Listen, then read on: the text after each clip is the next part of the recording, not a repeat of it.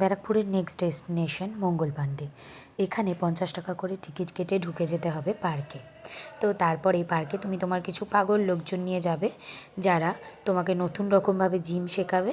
কারণ এখানে পার্ক জুড়ে রয়েছে নানান ধরনের জিমের উপকরণ, মানে তুমি এক্সারসাইজ করতে পারো। কিন্তু তুমি যাদেরকে নিয়ে গেছো তারা কতটা এক্সারসাইজে মাহির সেটা তুমি এখানে গেলেই বুঝে যাবে।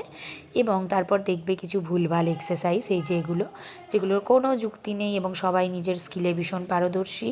আর সবাই কী করার চেষ্টা করছিল সেটা আমি জানি না, তাই আমি তোমাদেরকে এখানে এক্সপ্লেন করতে পারবো না। কিন্তু হ্যাঁ জানি, এত বড় পার্কে তুমি যদি বন্ধুবান্ধব বা এরকম কিছু ভাই বোন হাজব্যান্ড ওয়াইফ নিয়ে যাও না, তোমার এমনি সময়টা কিন্তু সুন্দর কেটে যাবে। তো আমরাও এরকমই কিছু পাগলামি করছিলাম। এই যে দেখছো জিম চলছে এবং এক্সারসাইজ করাচ্ছেন হচ্ছে জিম ট্রেনার, তার ইনস্ট্রাকশনে মোটামুটি কাজ ভালোই চলছিল। তারপর উনি ওনার বউকেও কিছুটা জিম করতে আগ্রহী করে তোলেন। আর ইনি নিজেই ভীষণ পরিমাণে এক্সাইটেড, তো উনি একাই নিজে এক্সারসাইজ করে নিচ্ছিলেন। পরে আবার আমার সাথেও যদিও একবার সঙ্গ দিয়েছিলেন। এই করতে করতে আমরা চলে যাই এখানের ক্যাফেটাতে, রসোই কিংয়ে। এই পরিবেশটা আমার খুব ভালো লেগেছে। এটার কিন্তু আমি একটা বিস্তারিত ভিডিও করেছি, যেটা আমি ট্যাগ করে দেবো, তোমরা অবশ্যই দেখে নিও।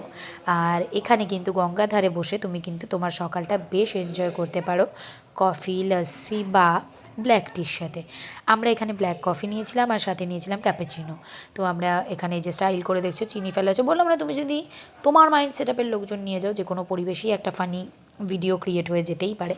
তো এই পরিবেশটার পরে কিন্তু নেক্সট ভিডিওতে চোখ